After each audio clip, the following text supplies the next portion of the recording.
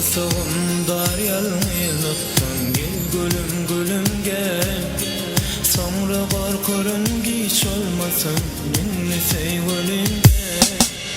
Kursuğum daryalı nuttan gel gülüm gülüm gel. Sonra korkarım hiç olmasın ninni sevgilim gel. Uydum dileğim bir sene, dinlesene bu zarin oğadım. Açarım uzatıp ellerimi, yar nerede sen bana gel dedim.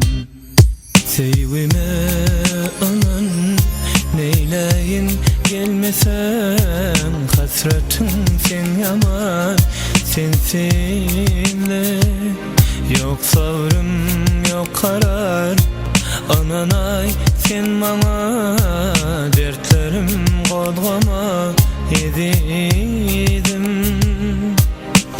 Kursuğum daryalıktan gel gülüm gülüm gel.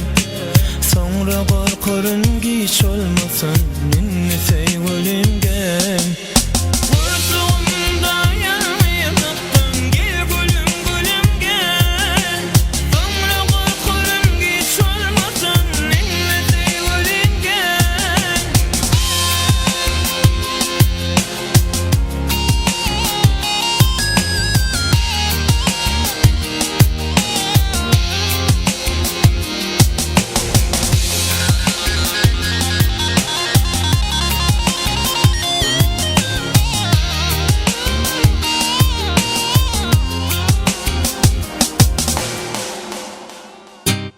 Belki yine sevgilim kalsana bolsana yanımda.